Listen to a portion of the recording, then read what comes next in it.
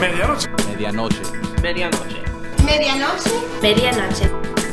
Medianoche. Medianoche. Podcast.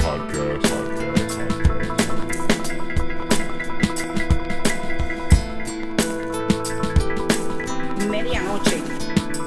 Podcast. Medianoche. Medianoche. Medianoche. Medianoche. Medianoche. Medianoche. Medianoche. Medianoche. Podcast. 1 2 1 2. 1 2 1 2. Hey yo, Art, what are you up to? Medianoche, come through. What's up, y'all? We're back like we never left. Welcome back to the Medianoche podcast, ladies and gentlemen. My name is Art Morera. This is episode 10.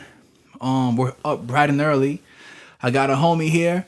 I know him as a dope MC, cool guy. I'm just really happy that he's here so we can chop it up. I got 1000. What's up, bro? Yeah, what's up, bro? You doing all right? Yeah, how's everything, man?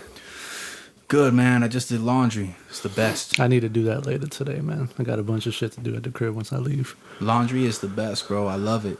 You know what I'm saying? Like, because you feel like, you know how like when you're running low on clean clothes, you almost start to like, you could be like, I want to do this, but then I'm not going to have much clothes to change into. So you start to do less because you don't have much, you know what I'm saying? I think, do you have to go somewhere to do your laundry? Yeah, there's a laundromat down the street. Yeah, I'm thankful I don't have to fucking do that anymore, bro. I used to hate, like, especially in this fucking heat, man. It's way too hot to be doing shit like that. Yeah. Yeah, like with this heat, I just be rocking these tank top tees, like, you know, like Even then, man, like my whole ride here was about the fucking heat with my Uber driver.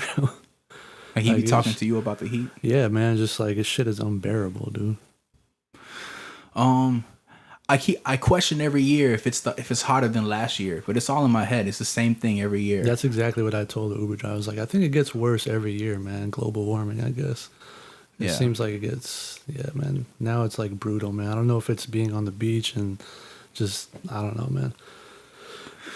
Do you think that that's the main thing that I want to talk to you about a bunch of stuff, but while we're on the topic, like, you think that that's the main thing that draws people to or keeps people in Miami, just the warmth?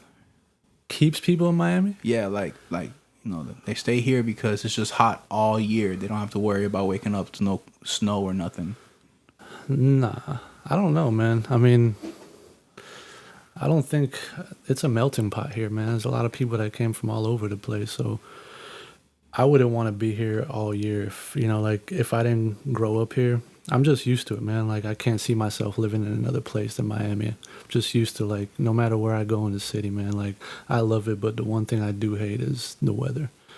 Wintertime is amazing, you know, because we get the best weather. We don't really have a winter time. It's just like 60, 70 degrees for the most part. So I love that part of our year. But during this time, man, it's like, it's funny, man, because I work in South Beach and we deal with like tourists throughout the whole year. And these people, like, they think it's like the end of the fucking world. Like they, you know, they come to my job and they're like, oh, what's going on? Like, why is it so fucking hot? Like, what, you know, it's just, that's just Miami weather, man, is that humidity. It's just, people aren't used to it around the world, man. It's like, yo, we're close to the equator. This is expected, you know? And it's funny because, like, I touched on this topic, like, in this project I just dropped, Transit City, how, like, out-of-towners come to Miami and in their minds, they think Miami is sunny weather, blue skies, suntan lotion, like, but when they get here, it's actually raining all the time. Yeah, that's another huge thing I get at my job is, like, people, it's the unpredictable weather. Like, yesterday, if you notice, like, it was raining hard as fuck, like, all day. And today, look, man, the sun is out. So it's really unpredictable. But, you know, people don't know that about Miami. So they come here for vacation and it's like they get 4 days straight of just nothing but rain. Yeah. Yeah. I mean, and they paid a lot of money to come here too. Yeah. Yeah.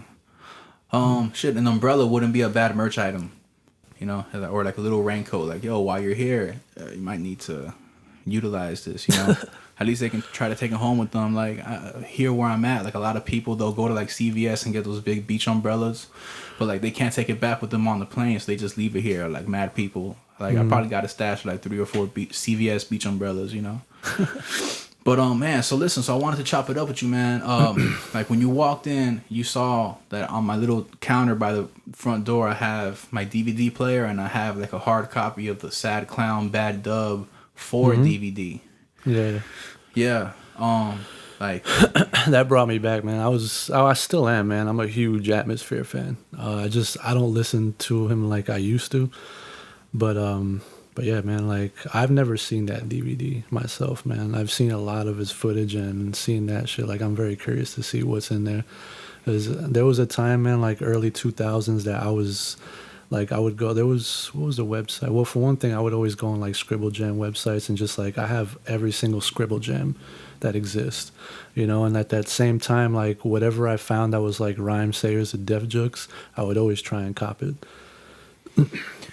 I think that the early internet, like mcbattles.com, you know, Yeah. mcbattles.com and I can't think of many other ones. I think that was kind of like the go-to one. I remember I would go on mcbattles.com and like watch the Idea battles, Sage Francis, you know, Yeah. MC Juice versus Supernatural was like a highlight for me, you know. Like we came from that, you know, because you and I are around the same age. We came from that like freestyle over beats off the top of the head, you know, like where the crowd was more appreciative of being able to get the rhymes off, you know.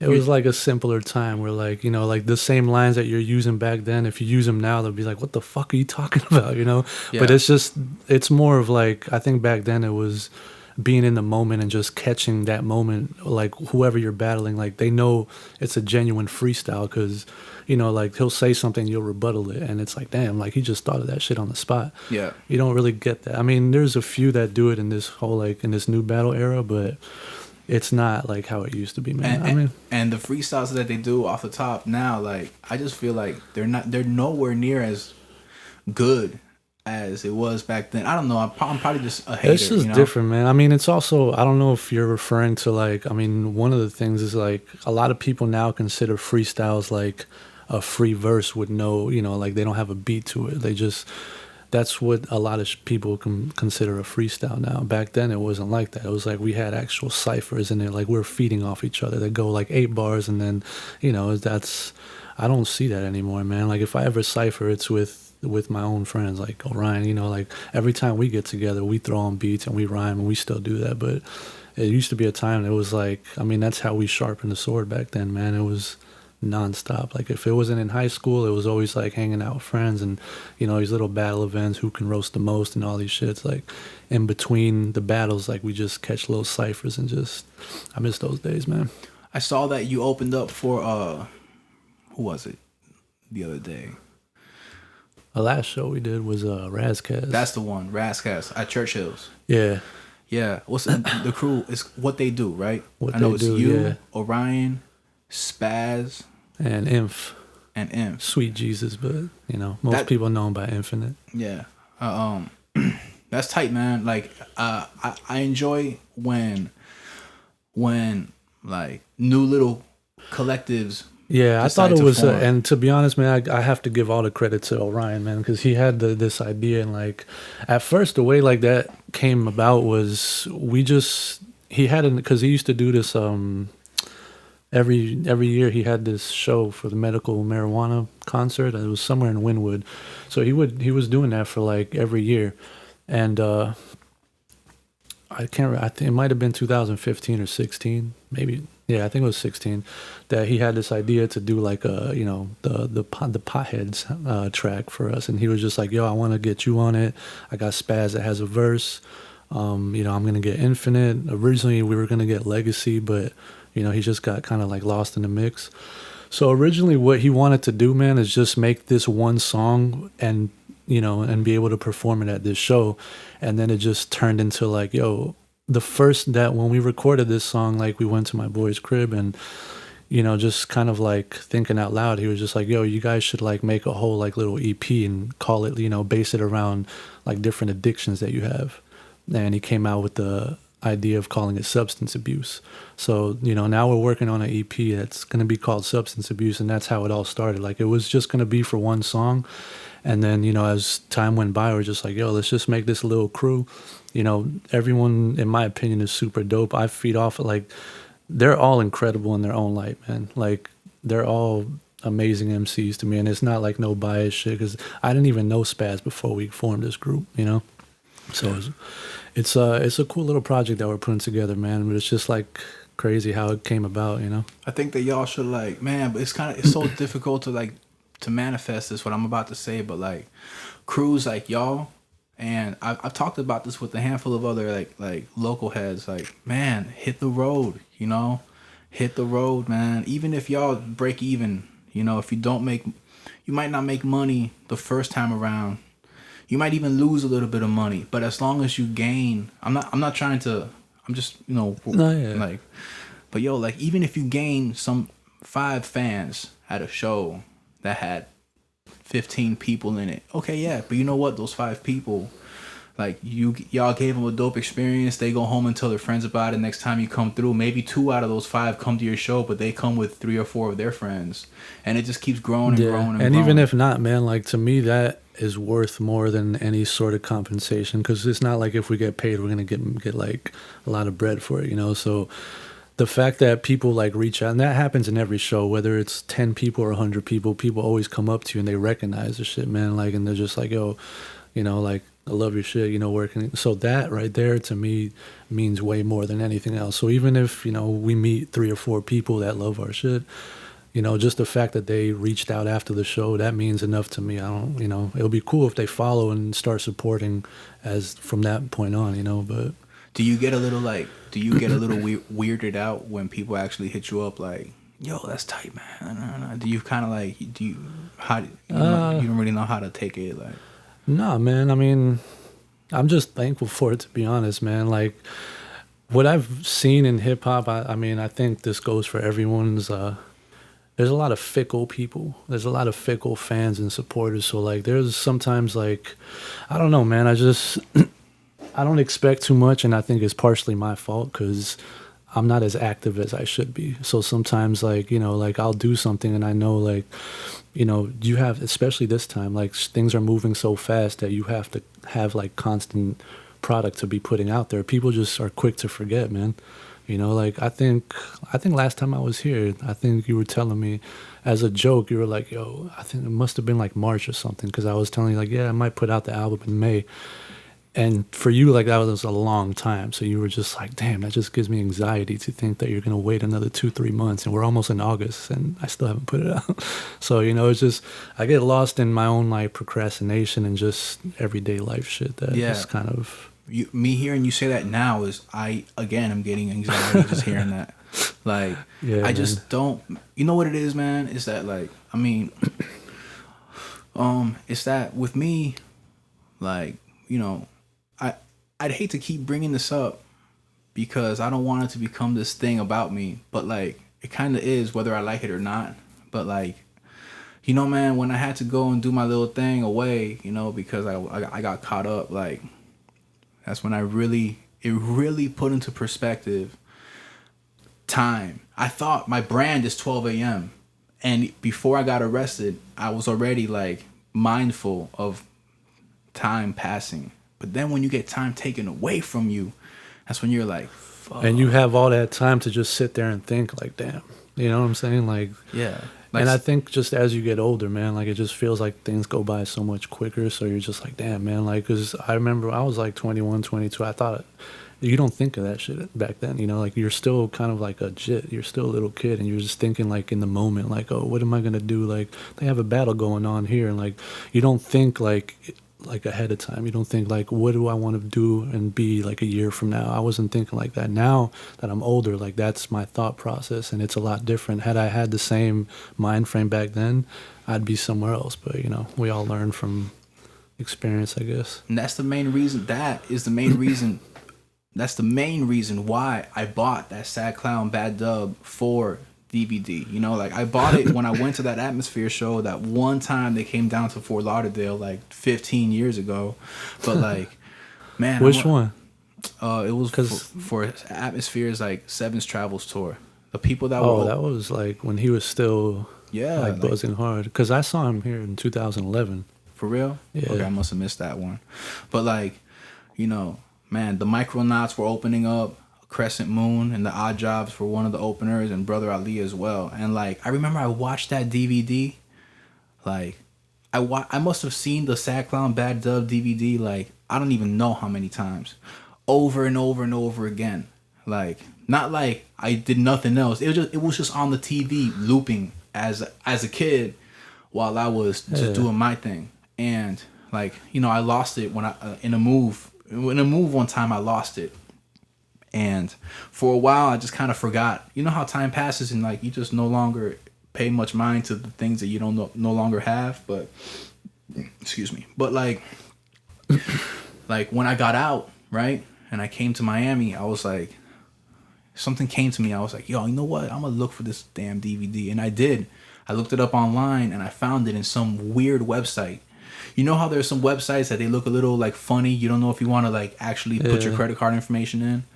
But like, I was like, whatever, let me just do it. So and that DVD, I bought it for like $15 at the show, and it was like $25 online now, but I didn't even think twice. I'm like, I'm just happy that someone is willing to sell it, you know, and I bought it. Was it through like somebody per like some eBay shit where someone was selling it, or someone like in Australia was selling it, you know?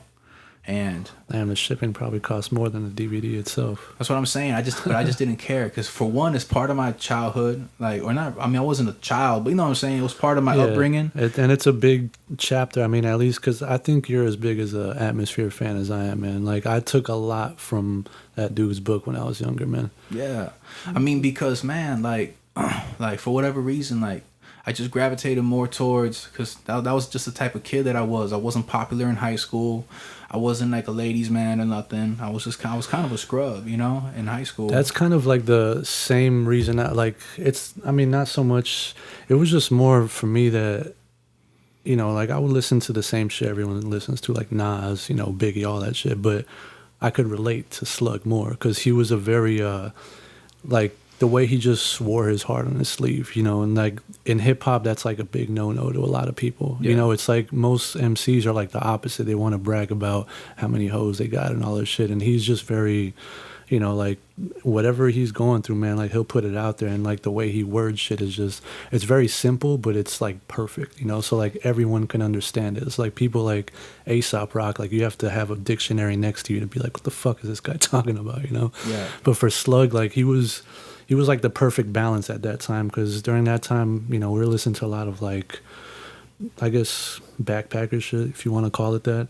But just, you know, like very wordy lyricists, people that were like very intricate with their lyricism. Yeah. And for him, he was very simple, but he was still different than everyone else, you know? Yeah, I remember I was in high school and I was in high school and one of my electives was like art, you know, like drawing, and the teacher was cool. He would bring his little boombox, so like every now and then some kids would bring like some CDs so we can hear music while we illustrate, and they were like, all right, who wants to play music this time? And I raised my hand and he picked me, and I put like the Atmosphere CD in there, and like I watched the class like just look at me while the beginning of like God Loves Ugly starts playing, and like these kids, like, you know, in high school, most of them are like Hispanic kids, you know, like more Hispanic than American cultured, you know, and they're like, can you take this shit off, please? Like, and I'm like, damn. And then like some girl like put like the Hush Puppies on, you know, like that booty music, and I'm like, y'all want to draw to this? Like, I mean, whatever. It was just, I don't know, man. But like, you mean the Hush Puppies or the puppies? The puppies, whatever it was. Damn, like the booty. Yo, music, you know, I went to. In 6th grade, they were going to my school, man. Like, because I used to go to FC Martin, which is like in the heart of Richmond Heights, and I used to live in Richmond Heights, man. And like, I was going to school with them, dog. And like, it was funny, man, because that was like their one hit. It was like the Funky Y2C. I remember that. Yeah, man. So like, so whatever, bro. I bought this DVD, and today I find myself like also having it on repeat in the background on low volume while I do things around here. And when I look back, I see, you know, because you know what it is? It's like the epitome of like independent, underground hip hop making it happen. You know, you're gonna see. We're gonna watch the DVD after if you're down to kick it. But like just proving that it works if you work it. So I see crews like you, like y'all with what they do, or like I had Young Bless in here, you know, Caveman Bless here, and he's, you know, he works with like the High Guys, and you know, there's a whole other crew. Like, yo, when you guys have a squad, like y'all need to hit the road, bro. That's another. I think what's tough for us, man, is that. So y'all have jobs and shit. Like. Not only. I mean, I think I'm the one that's the most flexible, just because I don't have, you know, the whole wife and kids situation. Like, Orion got 2 kids. He got, you know, he has his wife. You know, he has a lot of shit on his plate. Speaking of Orion, bro, like, yo, like he has this MC Juice vinyl of 100% Juice of his album. Mm-hmm. He's like, yo, you want it? I'm like, yes, I do. And, you know, like, come through, bro. Let me get that, you know? He like, gave it to you? No, not yet. I'm still waiting. I will buy a record player just to play that Juice album. I don't care if it's warped. I'll just have it. I'll like take a picture of it and tag Juice in it. I know exactly what you're talking about too, man. Juice was one of those like, bro, like, man, to me, Juice is the man. Yeah, man. I remember, must have been like 2000 or 99, because I had just started rhyming, and somebody told me, actually, you know what? It was during AOL days. I was like in a fucking chat room, bro, and I started talking to the host of one of the shows on the Hip Hop Shop on the channel, and I think her name was Miss J on the mic. And at the time, like, I was still legit, so I was like talking to her, to me online was like, you know, I'm talking like a celebrity and shit. That's the way I looked at it, because this is like my introduction into like me rhyming and being like a part of like this, you know, the culture down here. And she put me on to a lot of stuff, man. Like, she was super cool, and she would always tell me like, yeah, man, just listen to our show. And I remember that one Juice song, I think it was called Unsigned. Sincerely the Unsigned. Sincerely Juice, the Unsigned, yeah. Sometimes the illest cats don't get record deals. Yeah. Sometimes the illest cats roam the streets. They used to play that shit like on heavy rotation. Underground Legends, bro, I love that song. It's that Juice is so dope, you know? And like, I don't think no one on earth is better at freestyling than Juice. Nah, he's like flawless, man. And still to this day, bro. Like, I don't remember what I came across a few months ago, but it's like he's never skipped a beat. He's like, I don't know how he does it, bro. I wish I could freestyle like that. There's this song that, I'm sorry, go on, finish. No, I was just going to say, like, it's not only that it's like freestyle, like, because like we all freestyle, but he comes up with these punchlines, man, that I'm like, how the fuck did you think of that in like 10 seconds or 5 seconds? You know, it's like, that's true art, man. That dude's... Yeah, like I saw this video on the last night, maybe like not even 5 hours ago. I was watching R.A. the Rugged Man had MC Juice and Immaculate and a couple others on his show, and he's like, yo, battle these people out. I'm gonna throw you some names. And R.A. gave, like, the beats playing, and R.A. the Rugged Man gave Juice Vladimir Putin, and like right after he said Vladimir Putin, the bar began, and he was like, Vladimir Putin, I'm gonna try to mess with us, I'm gonna come out of here shooting. Yeah. And it's like just those, just to be able to, like, the perfect syllables that like they all match perfectly, you know? It's just like effortless, you know. To this day, I think even though Supernatural had like a better performance, like, bro, I think Juice won that battle. To me, he won that battle. Or you know what? I think like, the whole thing about it was they were saying that it was kind of like set up, because Supernatural had like all his people there, and like he knew that he was gonna battle him that day. Like, I forgot the whole. I've seen that shit so many times, man. Word. I mean, well, like the thing is that, I mean, at least for me, after that battle finished, like, I didn't become a fan of Supernat nearly as much as I did of Juice. And today, when I watch a video of Supernatural freestyling, it's nowhere near as dope as Juice's. I mean, mind you, man, like, I'm not trying to be talking smack about Supernatural. He's awesome at freestyling, but compared to Juice today, it's like on a whole other level. I think that's pretty apparent, man. For me, like, Supernatural, he's more of like, you know, he's good with seeing objects and just rhyming, which is easier in my opinion, man. It's a lot easier to just be like, yo, look at this NPC, couldn't do this and I got MP3s. Like, you know, it's easier to just to come up with that. But for me, Juice is just, again, man, like just the punchlines that he comes up with like out of thin air is just, to me, I was never able to do that, man. Yeah, word. Yeah, man, freestyling, I feel like it's kind of like it's not a lost art because King Los is also like really passionate about like freestyling.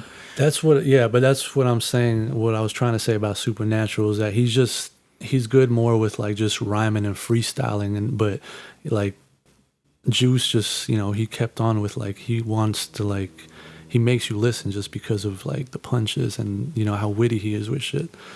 I wanted to ask you, man, you know, I know that you've been coming out with some videos lately, you know, like you've been coming out with some videos, promoting your music, and like, do you have a publicist at the moment? Nah. No, right? All right. I mean, I kind of asked it rhetorically because I wanted to get into this topic, right?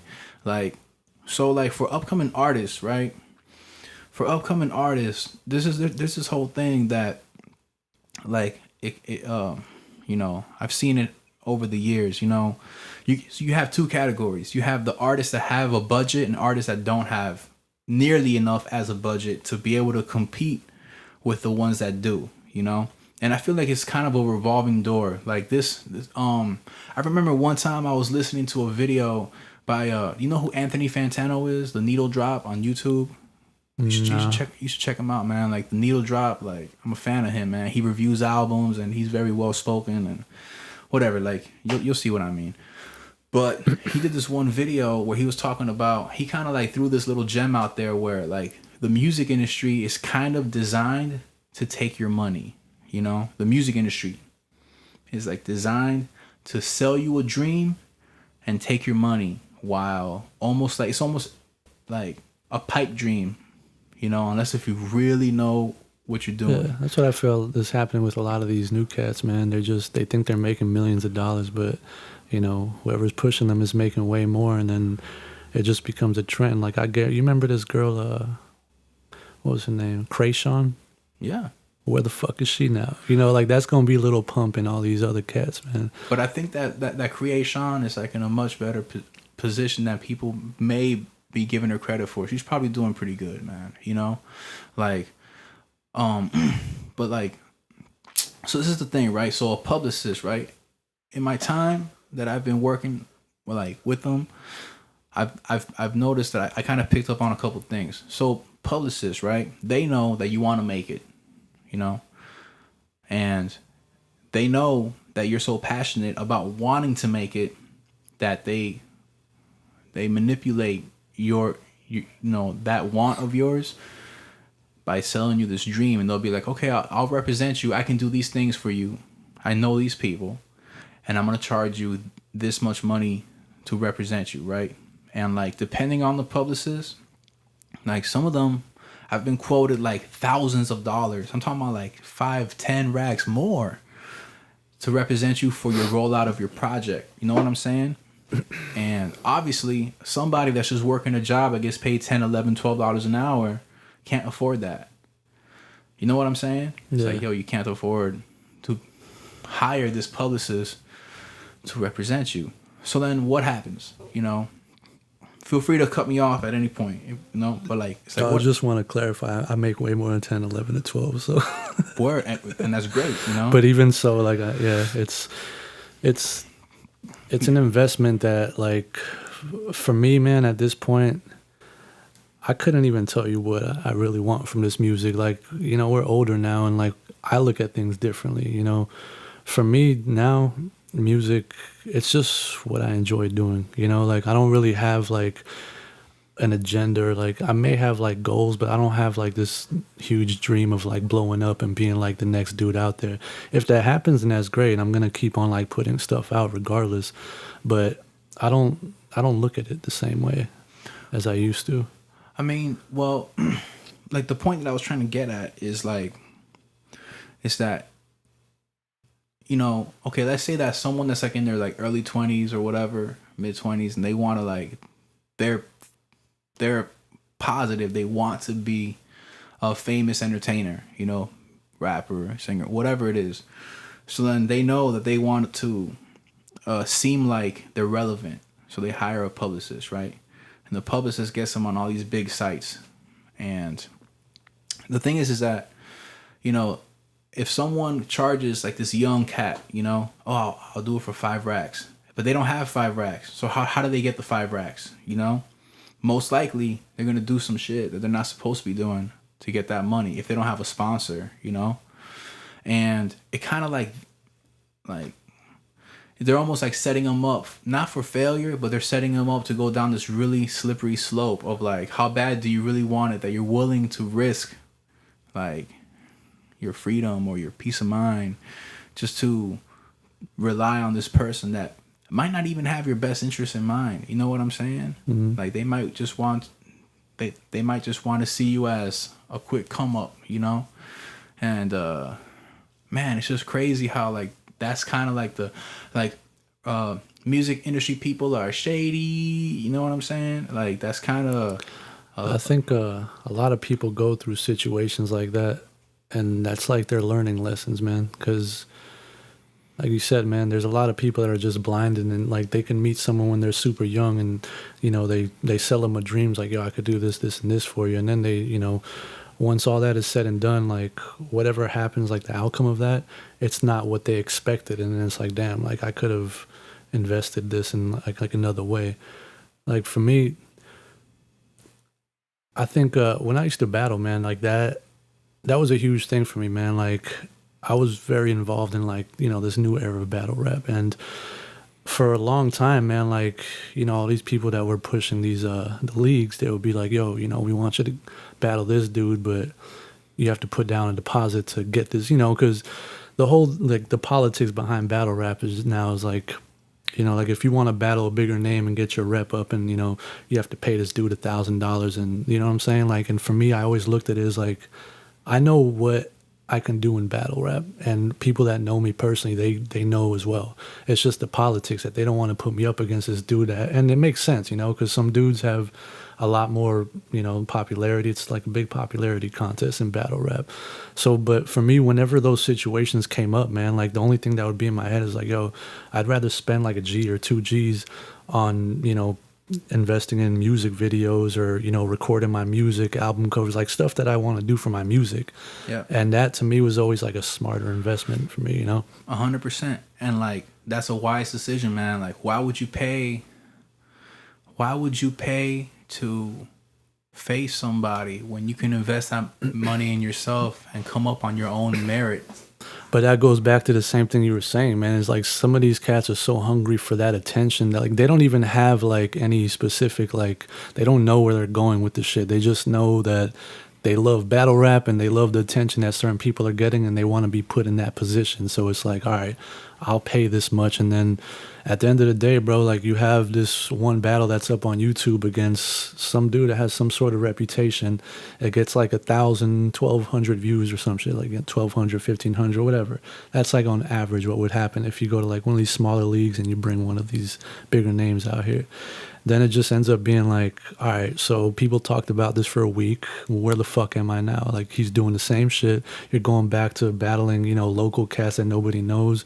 And for me, it was always kind of like stupid, man, because even though like I got into the battle shit like kind of late, we were doing this shit since 2000, man. Like I was doing it at the same time that all these so-called legends, you know, like the Thesauruses and Ilmax, like we were battling at the same time. They were doing Scribble Jam and all that. So I look at them the same as like, yo, they're no different from me. They just got that opportunity before, you know? You don't think that they're legends in the hip hop Yeah, world? of course I do, man. But yeah, they totally are. Yeah, 100%, man. And I, you know, like I admire the shit that they do, but in the same breath, like nobody can tell me that I can't compete with someone like Big K or some shit just because he's on URL. Like it's all like a big popularity contest, man. It's like that's all it is, man. So to me, it's like regardless of who it is, obviously like there's politics and there's stuff that makes sense. Like I don't expect to go to King of the Dot and put me on the main platform. Like you have to work your way up to that.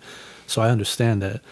But to me, it's just like, it might be that, you know, age as well. Like, I don't have the time to go up to Canada or something and spend all this money. And, you know, like, it's just a different time for me now, man. As much of a fan as I am of, like, MC battles, of King of the Dot. I like URL too, but I gravitate more towards like King of the Dot, even though that some of my favorite battle rappers are from like the URL. But like, I just think that someone that's trying to thrive and they're on a limited budget. I mean, in general, I'm gonna always recommend just focus on your music more. Like to me, music 1000% lasts longer, than like a battle. But I mean, they're both important, and there's a couple MCs out there that they can do both, They'll battle, and when they drop a track, they're also, recognized as like a quality artist. Very few, but yeah, that's another thing, man, in battle rap is that a lot of these dudes don't make music. Like battle rap has become like a subgenre in hip hop. Yeah. So a lot of these cats, like, they don't make music, and it's for me, man, like when I used to battle, it was very time consuming. Like everyone has a different formula and like how they prepare. Like some people are able to just sit back in a half an hour and write 2 verses. I can't do that, man, because I'm used to listening to beats, and the beat is what moves me the most, So if I'm there like in dead silence trying to think of bars for a battle, it's hard, So every time I would have a battle, I would have to set aside everything else that I'm doing. And that led to, like the Kill for Crumbs album that I put out. It took years because of that, because I started doing the grind time shit in like 2009. And for years, man, like that was my main focus. I was like obsessed with battle rap at that time, that's all I wanted to do. And I wanted to put my music out, but, it was just every other month or every month it was a new battle. It's like, damn, I got to prepare. And like, you're on camera, you don't want to fucking choke, that's really embarrassing. That happened to me once. And yeah, choking, I mean, man, like battle rap, it's like a guilty pleasure of mine because I love rap and I came from freestyle battle rapping, but like where battle rap is now, I'm actually like kind of getting tired of the same regurgitated format.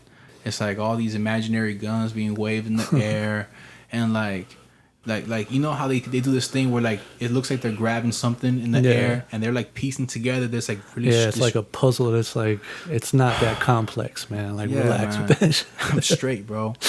I don't know, but I mean, hey, props to them, bro. Like, like if it makes you happy and if it's a way for you to feed your kids doing something that you love, then more power to you. I'm just that's the big difference, man. Some dudes that are eating off of that, like, because the bigger names, when they have battles, they're getting like 5 G's. Like, I could pay rent for a few months with that, Yeah, I feel you.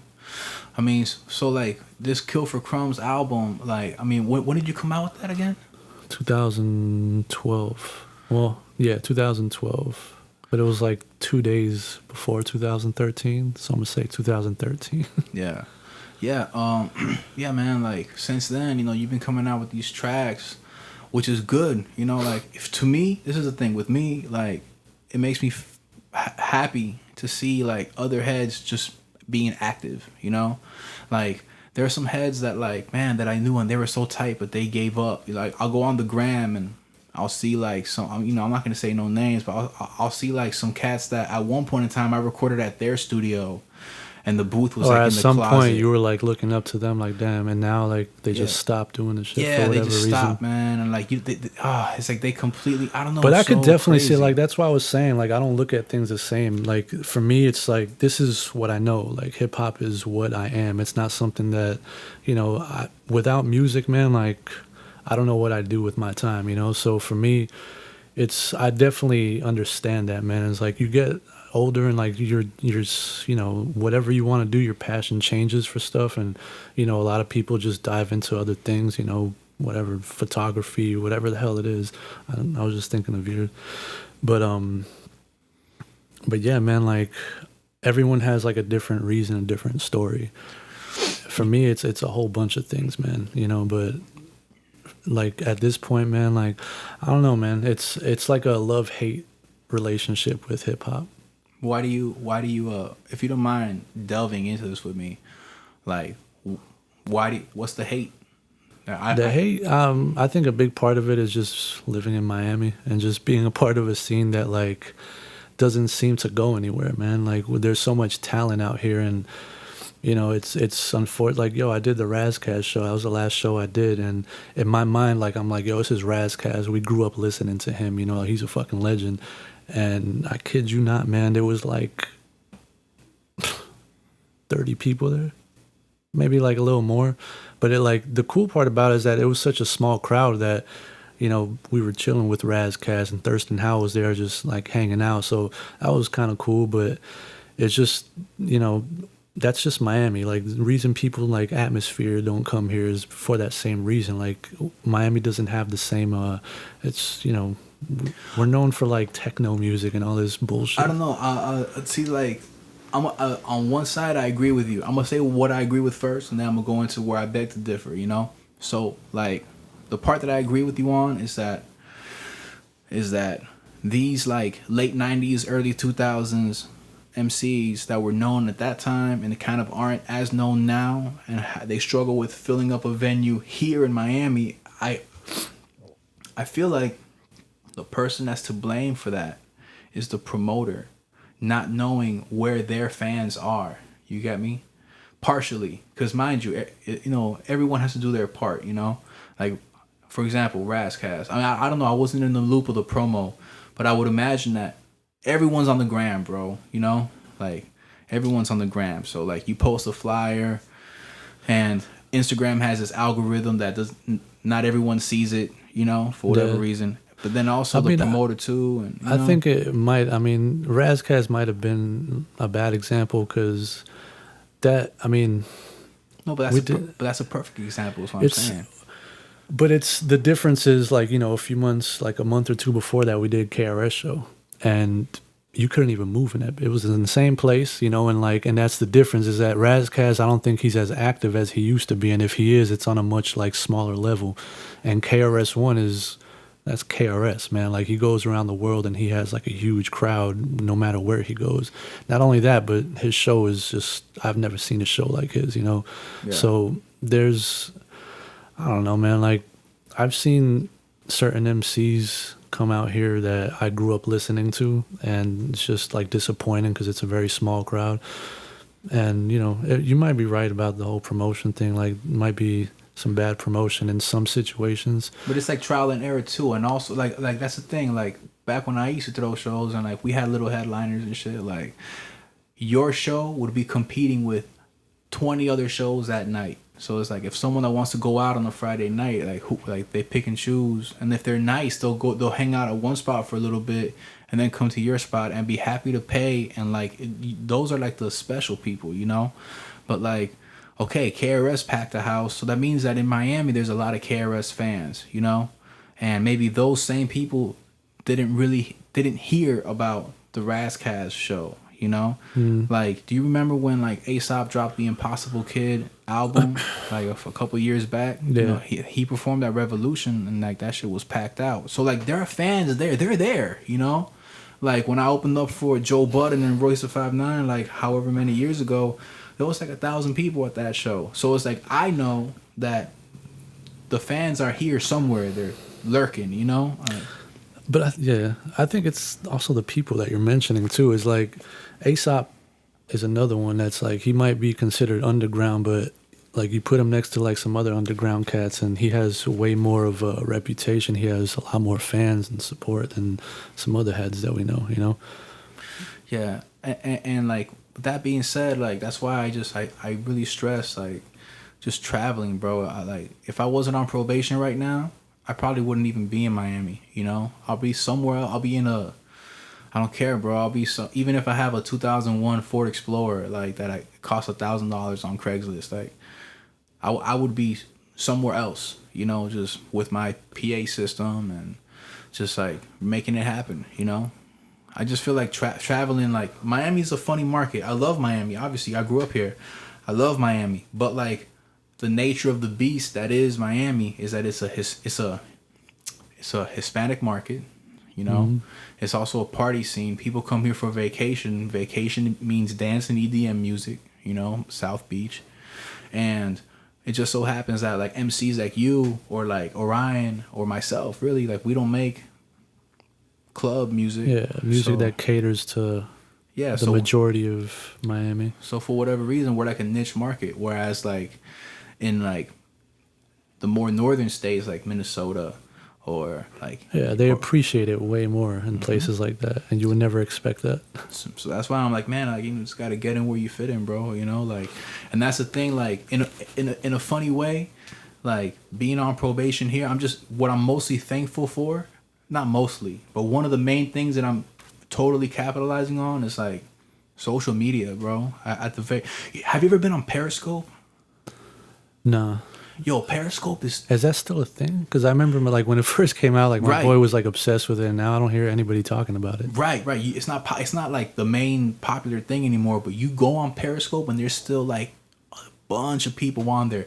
And I never really went on Periscope too much, but like I was talking with Cloud9, and he's like, "Yo, check out Periscope. Like you'd be surprised." And I downloaded the app, and like it connects to your Twitter.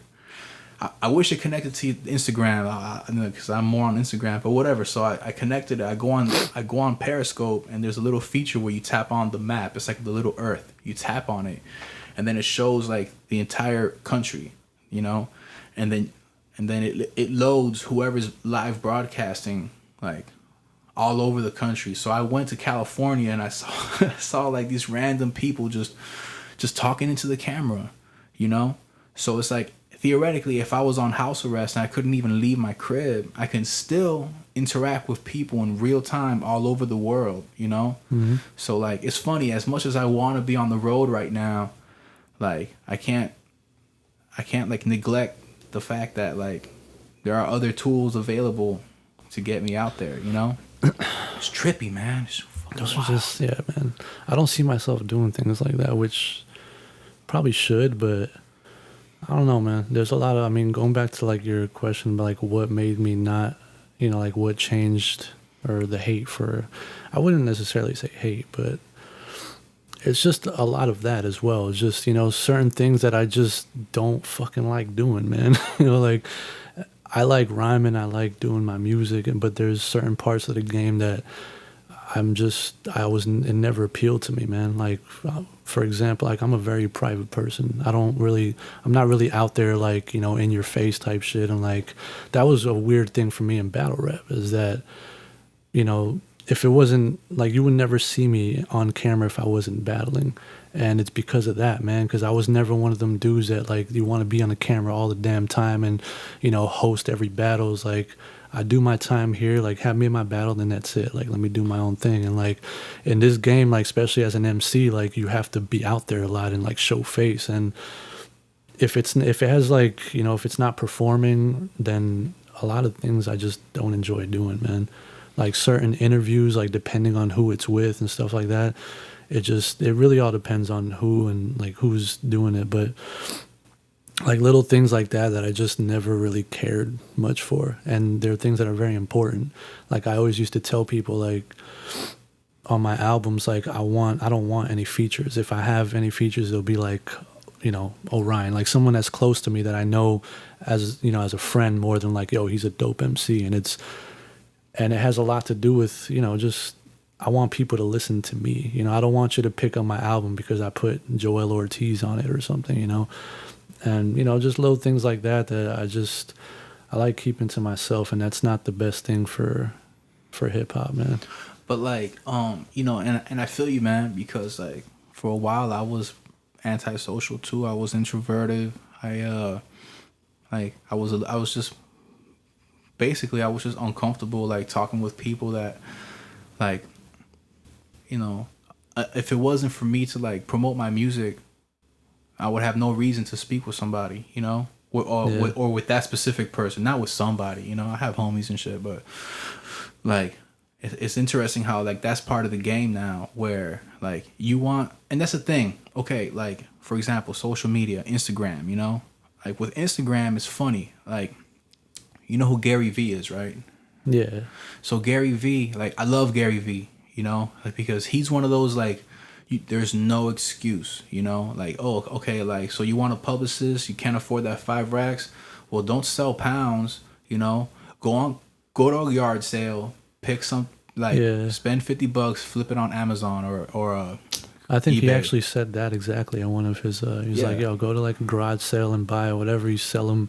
Buy them for like 50 cents. And you sell them for like $3 or whatever." It was. Yeah, so like, you know, for that, like, he's one of those people that every now and then I just kind of go back and like recenter myself with like more positive thinking of how to make things happen legally, because Lord knows I'm never gonna do anything illegal ever again. You know what I'm saying? Like that, you know? I mean, I jaywalk with my dog across the street for the dog park, but like that's probably like the end of And it, even you know? that, you're still looking over your shoulder, like, "Yo." There's a farmer's market every Saturday here across the street, and like a police officer like parks right in the middle of the road, where in the turning lane, and like when I jaywalk, I'll be looking at him and like, He's just like waiting for you to do something wrong. He's like, "Yo, that's the guy that's on house arrest. Let me catch him doing some shit." yeah, but not like so. But one of the things that this dude Gary V recommends is like, yo, you know, so let's say, for example, let's say your music, you think that like people that smoke weed are gonna like your music. So you go on Instagram, you look up a hashtag 420 or some shit. Then all these posts pop up, and it's like, you know, go to a post, this is what he's recommending, right? Go to a post, leave a comment, like a genuine comment, and then like out of all the people that you hit up, let's say you hit up 100 different posts, like out of those 100, with the law of large numbers, some people are going to respond back to you, and then you can start an interaction. The thing that I kind of have this like, I'm like a little iffy about is that I feel a little weird about the fact that the main reason that I'm hitting this person up is to try to convince them to listen to my music. You know, it just feels a little. But yeah, Like- but you do it in a sense like whatever you comment, it's not, obviously it's not like, "Yo, listen to my music." It's always something, you know, like something that's gonna catch them, like, Yeah, "Yo, it that ju- was funny what he said about my post," or it's just some shit like that. Yeah, it just feels fake. You know, Yeah. so like I have a hard time. I'm not saying that it's bad advice, and this is, I'm just speaking from my point of view. Like, not everyone's like that. Some people are naturally more social butterflies, and they have no problem talking with random people. I don't know. It's just weird, you know. I'm just speaking from my point of view. It's just a little weird, like hitting up a bunch of different random people, pretending to care about what they got going on, just so that they can genuinely care about what I have Yeah. going on. It's like weird, you know. Like Honestly, for me, it's not even like a weird thing. It doesn't even cross my mind to do that because I just don't think of things. I mean, now that you say it, like, I don't know, man. I don't think like that, bro. I don't think like, "Yo, how can I get these people?" Like today I'm dropping a video, and I'm gonna do it the same. You know, like I know it's not gonna reach out to like the masses or whatever, but even knowing that and knowing that I could put in like a little bit more effort and being like, "Yo, hit up these people individually," and being like, "Yo," I just feel like it's annoying, man, because I get annoyed when people that I don't know do that shit to me. It's like, "Yo, what's up, man? Just drop this video. Can you let me know what you think?" Like, even if they're nice about it, it's like, "Yo, if you have a chance, can you let me know like if this is dope or not?" In my mind, I'm just like, no, like I'm not gonna do that because it's just like, bro, like people will hear about you, man. Like word of mouth is everything. I forgot. I think it was the artist 16 Bars where Talib Kweli was talking about. He was talking about like when he used to make demos, like before he got discovered, and he was just like, "Yo, like I used to like shot my demo out to people." And he's like, "The minute I stopped doing that is when people started hearing about me." I remember him saying that. And it's, like, that's how I see it. It's just like, yo, if you're dope and you're doing things and you're like moving, eventually people are going to catch on and like, but it's hard, man. I mean, it's a full-time job and a lot of people already have a full-time job to, and they don't have all the time to dedicate to themselves. So that's another thing that, going back to what you were saying, like, why do you have like this love-hate relationship? It's that a lot of the stuff we do, man, it falls on deaf ears. And we put like everything into this shit. And it's like at the end of the day, man, it's like, the time that we put into it, it's not like really recognized, man. And especially when it's like people that personally and they're not even like saying shit, So that, I try not to let that affect me too much because at the end of the day, man, like I enjoy making music regardless, and I do it not thinking of other people. I think about like whatever I'm going through. That's what goes in my music, So that right there is like my self-satisfaction of just like, yo, a few months ago I was going through this shit, man. Like, how can I change this into something positive? You know, you turn it into music, and then like just the finished product is already enough for me. But I also want people to listen to this, man. Like, this is my story. This is not just some like, you know, little pump fucking making these little trends of skid it or whatever the fuck he said. Like, you know, I put a lot of time into my shit. So that's a big thing for me too, man. It's just knowing that, you know, these fucking girls, they'll just go, you know, like they'll post a picture of them in a bikini. They get 5,000 likes. And it's like, yo, I just dedicated like my time, my money, like everything into this. And yo, like my cousin is not even telling me it's dope, man. He's you know, like it's funny because when I go to a hip hop, when I go out, you know, when I step outside and I strike a conversation with a random person, like at that point, that human interaction, that like face value, like I genuinely care about that person, you know? Like there's a reason why we're here in the same spot. I think like that. I'm weird like that. Like, yo, like you're here, I'm here. Like this conversation is going well. Now the next time that I see you, I'm gonna want to say hello to you because like, you know what I'm saying? This is real life. And I'm still kind of getting adjusted to that, like to accepting the fact that that's a real person on Instagram, you know? Like, mind you. But that's the big difference is like when you meet people face to face, like that interaction means a lot more, you know? And it's like they take something out of like, whereas if you go to like Instagram, like there's, you know, millions and millions of people and like you'll forget from 1 minute to the next. Once you talk to someone, it's like a different, so that's why it's like it's important to go out and do these shows. And that's a big part of like the game now that I think people forget or they just don't know because now it's a different time, man. Like where social media is like everything. So they think like, yo, they're popping on Instagram, but when you go to these shows, like nobody knows who the fuck you are because you're not doing anything like all like your footwork. Like where are you going to do these shows and everything, man?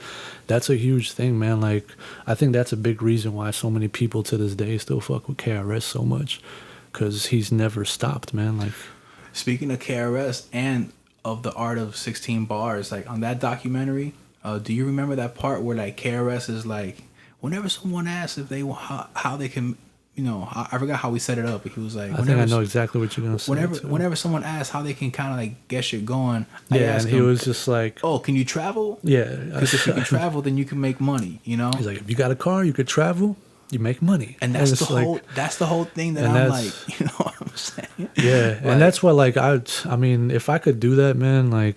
I think it's just money, man. Like we need to pay our bills and all that, and it's like I can't just get a car and be like, yo, I'm gonna go, you know, tour for like 12 cities for the next month or something. So this is the thing, like for all the listeners out there, right? Because yo, actually I really want to appreciate y'all. I'm not gonna come up with some weird name to say all my whatever the name is, like y'all fall under this like crew name, but all the listeners of this Noche podcast, like the people that I've been inviting onto this show are people that is from my city, that I've known for a long time, and that, you know, I believe that they would be someone that if you looked into what's going on in their world, you would actually enjoy. And like, man, like, you know, 1,000, bro, you like, you know, you're dope, man. Like, you know, appreciate that, man.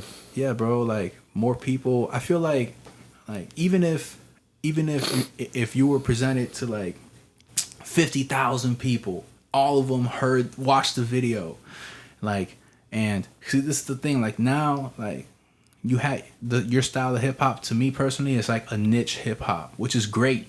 Like, you know, listen, I prefer niche instead of just everyone sounding like the same common denominator hip hop. I'm just sick of that shit, you know? Mm-hmm.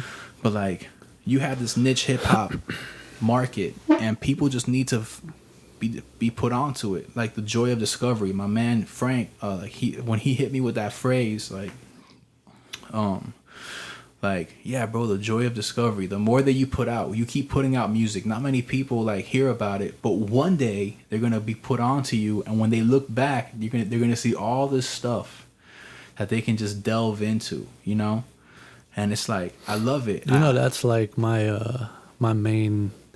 If there is a goal, man, like that's what it is that it's a little different now. I don't think the same, like, you know, when you're a jit, you have like these weird feelings and emotions and shit that you don't know how to control and shit. And I think when I first started rhyming, man, like it was during a time like my whole family had split up, and I was just living with my dad, and you know, like I was listening to a lot of Slug at the time, and it was for reasons like, you know, like what was the song where he was like, "Do they feel me? Do they know that I exist? I know they do. I could tell by how they wave their fists." Like when he said shit like that, I was like, damn, like that's how I feel. Like I know I'm here, but does anyone know that I'm here? Because like I went from like having like a huge family to just living with my dad, and like it was just me by myself because my dad was working a graveyard shift, and I never really saw my family when I was like 16, 17 years old. Yeah. And that was what were we talking about? No, like you were talking about how like, you know, like slug, like that quote that you recited made you like feel like, you know, there are people that do know that you exist. Yeah, so that's what I'm saying, because like, so that's like on a larger scale, man. It's like I've seen my whole family, like, you know, they look at me rapping or anyone rapping, and it's just like, what the fuck are you doing? You know, like, go to school, go to work, get a job, live a regular life like everyone else. I never had that mentality, you know? So, like, I was always, like, the black sheep of my family. And then, like, I always kind of, like when I was young, I just, like, I kept telling that to myself, like, yo, like, if anything happens, and I guess because I was younger, I was thinking, like, more, like, negatively, like, just thinking, like, yo, what if I just disappear? What if I'm not here anymore? That right there, like, just my family knowing that, you know, my dad is retired now. My mom is retired. They've spent their whole life working a job that they don't give a shit about, man. It's just that they got to pay bills, they got to pay rent and all that. And at the end of the day, it's like people, you know, they live their whole life working because that's what we have to do. And one day you're just gone, and then you're just forgotten. When that happens to me, man, like, you know, my family might not give a shit about my music now, but I guarantee you, like, if I, God forbid, you know, if I pass tomorrow, they're going to go back and, like, listen to all this, be like, damn, you know, like, he had a lot of shit to say. And that, to me, is, like, more important than anything, man. It's just leaving something behind when we're gone, man, because so many of us are, like, we're just here, just, you know, like on autopilot, like, yo, I gotta go to work today, gotta do this, and, you know, just repeating the same thing over and over. And for me, like, I want a little something more for myself when I'm gone, you know. And, you know, art, just not only music, man, but, you know, the whole reason I got into hip-hop is through art, through graffiti, you know. So all that stuff is gonna be left behind, and, you know, whoever ever wants to, like, dig into the history, and it's all there, man. It makes sense, and like now you saying all that, like, it makes more sense why your name is Thousand Thoughts. Like, you know, you definitely contemplate about this a lot. I can tell, you know. And man, I'm on the same shit, bro. Like, you know, one day I'm not gonna be here, so like I want to leave behind some hope. Yeah, and especially for you, man, because like your music is very, like, you talk about a lot of stuff that's going on in your personal life, and that, like, that's like the route that I take on my music as well. I just get more satisfaction talking about some, you know, like, we both like to do like the whole brag. Well, actually, I don't even know, because I don't hear too much of that from you. Well, braggadocious. Yeah, just like, you know, I used to, bro. I don't know. I'm just not on that tip right now. Like, I used to, my ego was like much bigger at one point in time. I thought I was much more of the shit, you know, like. I'm kind of. It's funny. I don't know. I'm just kind of like, you know, bro, like, for example, like this last project that I just put out, I just came out with a song called Spinning Slow, you know, and like, I mean, I'm still promoting the Transit City, like the project, because, you know, it's funny, bro, like, part of the reason why I came up with this podcast is because, like, I wanted to bring a little bit of attention back to when it was all good, you know, like, before, you know, I guess where they're at now. God bless everybody, you know, but like a lot of people aren't in my life no more. Like people that I wanted to, you know, just rekindle like relationships with and just friendships with, like everyone moved on, and like I saw myself moving on from some people too. And then I look outside and I just see a bunch of people moving everywhere, and it's just, that's the whole point. Like Earth. You ever feel like you also, like, those same people that you're talking about, like, maybe there was like some sort of doubt, like, oh, this is just a phase that he's going through, like he's gonna grow out of this music phase and start doing. Do you ever feel like it's more like, yo, this is what I do. Like, I'm still doing this, and you know, like, you kept doubting, you kept saying, you know, this is just something that he's going through right now. I don't know. Even if they did, I wouldn't really hold it against them. Like, I mean, listen, bro. Like, I don't expect my friends to be my fans. You know, like, you know what I'm saying? Like, I don't expect my friends to be liking my Instagram posts. I call them and they answer the phone. And to me, that's more important. You know, and like, you know, I've gotten some messages like from people that I knew from high school, and they'll hit me with the, yo, I'm so happy to see that you're still doing your thing. And it's like, that's cool. Like, I'm just so happy for that, you know? Like, I'm just happy to know that they're alive, you know? Like, even like someone that, like, if I'm like, you know, butting heads with like someone in my family, and like, you know, like, you don't talk to them, and for all you know, reach out to you. Yeah, like just getting a missed call from them when I wake up is cool with me. Like, you know, I'll call them back when, like, you know, when it makes sense. When I blow up. You know what I'm saying? So I don't know, man. Like I just feel like, you know, it's just a little internal struggle that I'm kind of like dealing with right now, where I'm just trying to be okay with being alone and not being lonely, because I've been in a room full of people and lonely, you know. Whereas like I find myself being alone a lot more now, and it ain't so bad after a while, you know. But that's like what we were talking about before, is that's another big thing for me, is that, you know, we were talking about just kind of like being like keeping to yourself and, you know, being introverted. I like, there's a lot of people that are afraid to be by themselves. Like, they always have to be around their friends or family or some shit. Like, I'm the complete opposite. Like, my best work gets done when I'm by myself. I enjoy my alone time like a little too much, and that's not good sometimes, you know. I mean, it's good in the sense of like, you have to learn to like be with yourself. Like, you can't always rely on other people for your happiness or for your entertainment. So, but I think for what we do, man, is sometimes it's not the best thing for you, man. It's like, I'll catch myself a lot of times where, you know, there'll be something going on and I just don't feel like going, you know. I'd rather be home and like smoke a blunt and write a song, rather than going out to like this show where I know all my friends are going to be at.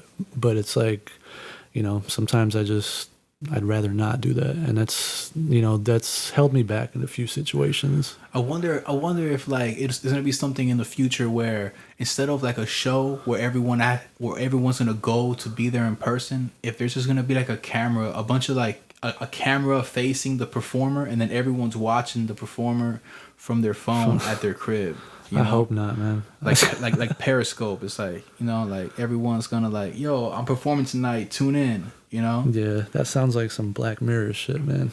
You know, but I mean, it's whatever, man. Like, you know, that whole thing of feeling more comfortable when you're by yourself, or being able to work more when you're by yourself, like, and being okay with it. I like to work when I'm by myself too. I write when I'm alone.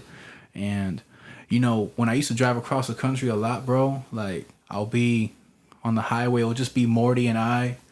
I mean, sometimes I'll have a homie with me, but most of the time I was just by myself. And when you drive through a dead zone, you drive through like, yo, Wyoming. If you ever drive through Wyoming, you'll see, bro, that I-80, you'll go through hours without any phones, with no phone service, nothing, which is scary, you know, because some shit happens, who you gonna call, you know? But like, it's this weird thing where you're just by yourself. All you hear is the rumble from like the road that your car is driving on, and like somehow, some way, bro, like God comes through and you just find this little peace. And that's when I wrote so many songs driving up. That's like some of the, I mean, depends on the person, I guess, but those are some of the best times to write, man. When you're traveling and, you know, like you're seeing a different landscape, and that helps a lot, man. Sometimes people need to get out of their comfort zone and just, man, I get inspired just, you know, on my way to work, because I'm going through that whole strip on the beach and I see a little bit of everything, man. Like, so I think that is a big inspiration, man, if you're like going around and like, because you need to have experiences, man. You need to have some sort of experience. Like, you can't just come up with music if you're not going through anything, you know? Yeah, and that's one thing about Miami that, you know, in Miami, people get so used to just being here and staying here, and like there's a lot to do here, so you just kind of get anchored down here. And like as great as Miami is, you know, bro, there's so much more out there. You know, like you know what I think would like things will probably change a lot, man. Like once just hitting the road, bro. You know, doing a little tour, man. I don't know. I would imagine that would totally not like I guess add perspective, but also like you empty your cup out and then it starts to fill up again, but with new experiences outside of this routine that, you know, that a lot of us in Miami like get stuck in. You know what I'm saying? But look, man, we've been talking for more than an hour, bro. I mean, is there anything else that you wanted to say before we close up? More than an hour? That's crazy. I know, right? You're the second person to say that. It's been 70 minutes we've been talking. Damn, that's crazy. I thought it was like half an hour or something. But this was tight, you know? Yeah. You want to tell the people like your social media so they can like the irony. You want to tell them like where they can hit you up at? You know, Instagram, Sir Charles. It's Sir with 4 R's _ Charles. Facebook, you know, just find me under my real name, my government name, Charles Romero. But yeah, just what else? What's other like social medias that I'm not on Twitter. I'm not. Okay, so like if they were to type in on YouTube, like where would they find your video? Oh yeah, of course. Like, well, my channel is Keep It 1000 TV. So like keep it spelled right and the number 1000 TV. Yeah, actually, I'm dropping a video today, like in a few hours. It's a dope video, man. It's a cool little song. Yeah, not to get too deep into it, but you got to be careful with the words that you choose in your music, man, because this song is not about anyone specifically. It was just like I had an idea to make a song about like the superficiality that comes from like Miami women and just like how a lot of Miami girls are, and just, you know, just the whole like money and just like them being mainly attracted to just money and shit like that. And around the time that I made the song, it's like I brought the shit to life. And I started dating some girl that ended up being like the worst thing ever. But yeah, I feel like I brought that shit to life with this song. But yeah, it's still a dope. It's a little different from what I'm used to. Like I'm usually on some like real boom bap shit. This one's a little different. The beat is incredible, man. It's by Los Baked Pliskin. Really dope producer. And I'm doing a little bit of singing on it too, man. For sure. With the help of auto-tune, obviously. But that's the thing, man. In the words of Seth Rogen, bro, you got to meet a good girl like in a pumpkin patch, you know, farmer's market. There's one across the street from here every Saturday if you wanted to come through and just, you know, pop your collar a little bit. I might go there. But look, man, so we out of here, yo. So make sure you check out Thousand's new video, new track. Also, you know, look him up on Spotify, Apple Music, all major outlets, Spotify, you know, Amazon, iTunes, all that. Don't bother him too much on social media, you know. Nah, please do, man. Like that's different. When they're hitting me up, then I really appreciate that. But when I have to be the one and be like, "Yo, what's up? Just dropped a new video." It's the worst. But yeah, all these videos, you know, even the ones that I did with you, it's all a part of the album that I'm going to be putting out. It's called Chronicles of the Third Born. Right. It's almost done. I've been saying that for a few months, but you know, I'm a perfectionist with my shit. So, with that being said, also, you know, guys, you know, I'm just happy that y'all are listening. Transit City is everywhere, man. You know, have fun before you have to leave. You know, I know what it's like. You don't want it to end, but at the same time, you scream faster, faster. If you haven't heard that project, you know, like life is a hell of a ride, man. I tried to like, you know, say a couple things on there. I don't know if whoever is listening that hasn't listened to your music, I highly recommend it, man. And it's not on no like bias because you're my boy. Like you make some incredible shit, man. And like thanks, especially man. The fact that now you're producing your own stuff and everything like that. I wish I could do that, man. But you know. Your music has always been like A1 to me, bro. Thanks, man. And it's always like ever evolving as well. I remember when I first met you, it was more like, it was different. You were on some like, you know, boom bap shit. But now I don't know. I think it appeals to like anybody, even if you don't like rap, man. I think you could always find something in your music that is gonna appeal to people. Thanks, man. I appreciate that. So all right. Well, with that being said, guys, y'all be good. This is episode 10. This is Art Morera, MC 1000, and we out of Yep. here. Peace. Medianoche. Medianoche. Medianoche. Medianoche. Medianoche. Medianoche. Medianoche. Podcast.